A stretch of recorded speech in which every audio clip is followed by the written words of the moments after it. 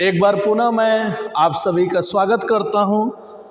आज मैं एक बेहद महत्वपूर्ण विषय संयुक्त राज्य अमेरिका के लोहा एवं इस्पात उद्योगों पर एक नज़र डालेंगे। ये जो विषय है ये विशेष तौर पर उन छात्रों के लिए विशेष तौर पर मददगार है जो इस वर्ष बीए तृतीय वर्ष की परीक्षा में शरीक हो रहे होंगे और खासकर भूगोल विषय पढ़ रहे होंगे तो उसमें एक पेपर पढ़ाया जाता है क्षेत्रीय भूगोल, जिसमें अमेरिका को पढ़ाया जाता है। तो आज हम विशेष तौर पर अमेरिका के औद्योगिक क्षेत्रों में से विशेष तौर पर विनिर्माण उद्योग के अंतर्गत लोहा इस्पात उद्योग पर अपनी नज़र डालेंगे। देखिए, अमेरिका के बारे में मैंने पिछले क्लास में भी चर्चा की थी कि अमेरिका वर्तमान समय में एक ताकतवर देश के रूप में जाना जाता है और विकसित राष्ट्र के रूप में ये जाना और पहचाना जाता है। अमेरिका के बारे में एक जो बड़ी बात है, यहाँ की जो जीडीपी है इसमें विनिर्माण उद्योगों की प्रधानता सर्वाधिक है। लगभग 30% योगदान केवल इन्हीं क्षेत्रों का है जो विनिर्माण उद्योगों से आता है और इसके जीडीपी में कृषि का जो योगदान है वो 5% से भी कम है। जैसे हमारे यहाँ हमारे देश में कृषि पर निर्भरता आपको ज़्यादा देखने को मिलेगी, अधिकतर लोग कृषि कार्यों में संलग्न देखने को मिलेंगे। अमेरिका में ऐसा नहीं है। अमेरिका में उद्योग और सेवा क्षेत्र मिला दिया जाए तो लगभग 95% लोग इन्हीं क्षेत्रों में लगे हुए हैं और इसकी जीडीपी का योगदान भी लगभग 95% के आसपास है। तो आज हम लोहा एवं इस्पात उद्योग पर विशेष तौर पर बात करेंगे। थोड़ा सा परिचय एक देखते हैं। संयुक्त राज्य अमेरिका 1955 तक विश्व का यानी पूरे संसार का लगभग 50% से अधिक उत्पादन करता था और 1955 तक ये प्रथम स्थान था लोहा एवं इस्पात उद्योग के उत्पादन में। यानी लोहा एवं इस्पात 50% से भी अधिक उत्पादित अकेले ये देश करता था और उस समय तक ये प्रथम स्थान था। लेकिन जैसे जैसे समय बीतता गया 1955 के बाद स्थिति में परिवर्तन हुआ। सोवियत संघ इस कड़ी में आगे निकला और 1971 तक आते आते सोवियत संघ संयुक्त राज्य अमेरिका से ज़्यादा उत्पादन करने लग गया। यानी लगभग संयुक्त राज्य से ये आगे निकल गया और इस समय तक सोवियत संघ प्रथम स्थान पर आ गया। लेकिन ये सिलसिला और भी आगे बढ़ा। कुछ विकासशील देश भी विकास की धारा में आगे बढ़े, जिसमें चीन का नाम सर्वाधिक प्रमुखता से लिया जा सकता है और 2014 तक आते आते अमेरिका लोहा एवं इस्पात उद्योग के उत्पादन में तीसरे स्थान पर चला गया।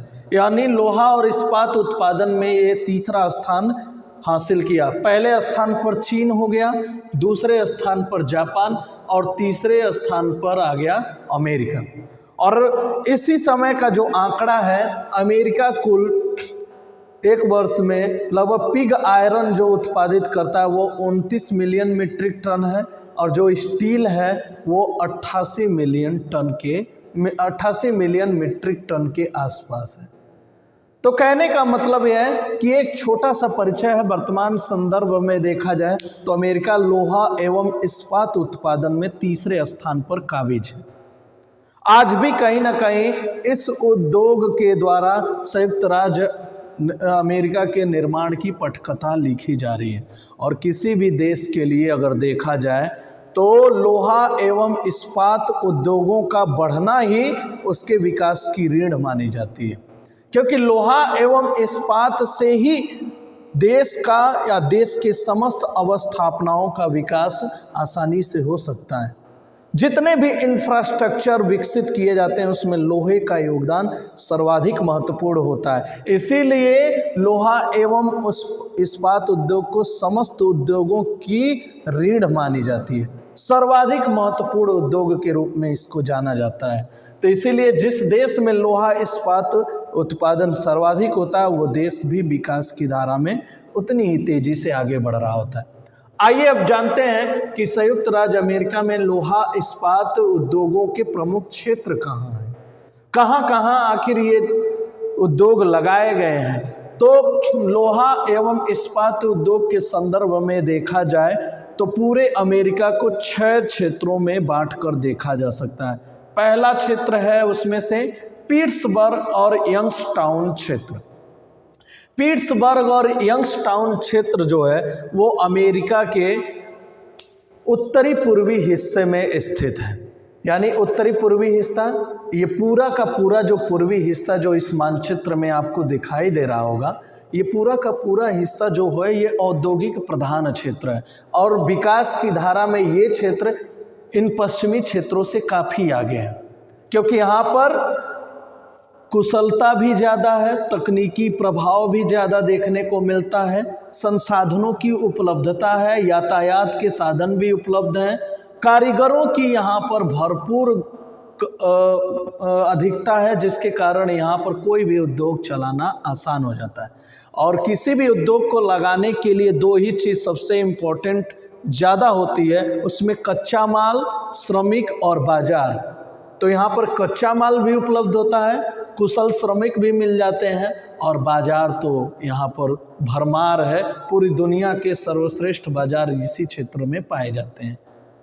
तो कहने का तात्पर्य ये पूर्वी तट अपने आप में ही एक औद्योगिक क्षमता से लैस है, इसलिए ये क्षेत्र सर्वाधिक विकसित क्षेत्रों में से एक है। और यहीं पर है पिट्सबर्ग यंगस्टाउन क्षेत्र। ये है पिट्सबर्ग जो उत्तरी पूर्वी इलाके में पड़ता है और लगभग पूरे देश का लगभग 1/3 उत्पादन ये अकेले यही क्षेत्र कर लेता है, लोहा एवं इस्पात के।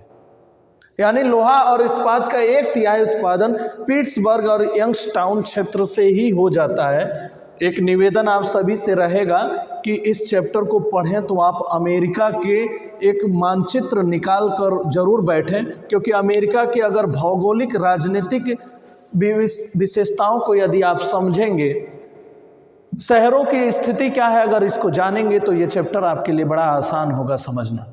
आप जानते भी हैं, मैंने पहले भी बताया था कि अमेरिका में कुल 50 राज्य हैं, जिसमें 48 इसकी मुख्य भूमि पर हैं और 49वां राज्य अलास्का है जो रूस से खरीदा गया था और 50वां राज्य जो प्रशांत महासागर में स्थित एक हवाई द्वीप समूह है वो है। यानी कुल 50 राज्य हैं और इसकी राजधानी वाशिंगटन डीसी है। तो ये चीज़ आपको मोटे तौर पर हम बता रहे हैं, लेकिन 50 राज्यों में 48 राज्य जो मुख्य भूमि पर हैं, ये अगर आपको स्थिति पता रहेगा तो अमेरिका को पढ़ना बेहतर रहेगा और आपके लिए आसान भी रहेगा।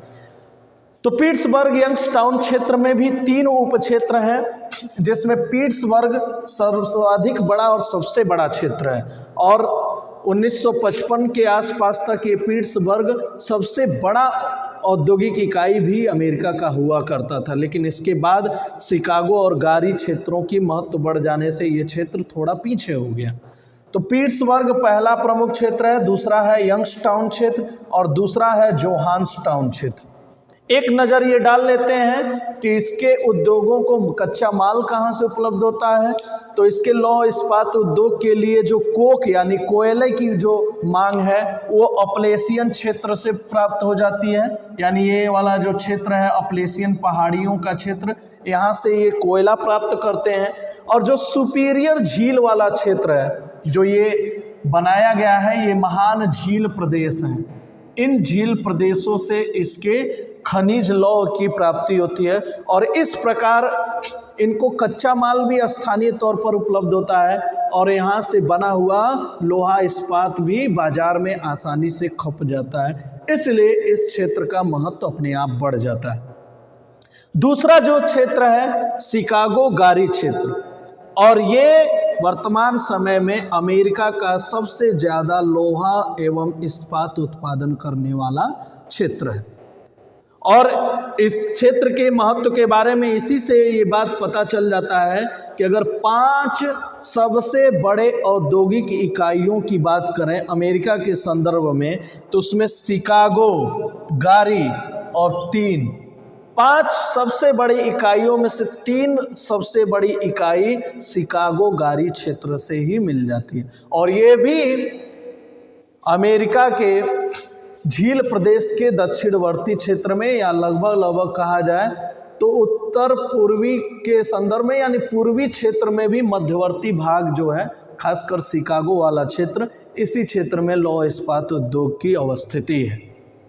इसके प्रमुख केंद्रों के रूप में शिकागो जो एक बड़ा महानगर है, गारी जो औद्योगिक बड़ी इकाइयों में से एक है, इंडियाना हार्बर, मिलवाउकी और हैमंड, ये प्रमुख शिकागो गारी क्षेत्र में प्रमुख औद्योगिक केंद्र हैं लौह और इस्पात के। इनको भी जो कच्चे माल हैं, विशेष तौर पर जो कोयला है वो अपलेशियन पहाड़ी क्षेत्रों से प्राप्त हो जाती है, और जो खनिज लौह है वो सुपीरियर झील क्षेत्र से प्राप्त होती है। और बाजार चूंकि इन्हीं क्षेत्रों में स्थित है इसलिए माल भी आसानी से खप जाता है, इसलिए ये क्षेत्र अमेरिका के बृहद उत्पादक क्षेत्रों में से एक माने जाते हैं। तीसरा जो प्रमुख क्षेत्र है इरी झील तटीय क्षेत्र, जो बफेलो से पश्चिमी डेट्रॉयट तक फैला हुआ है।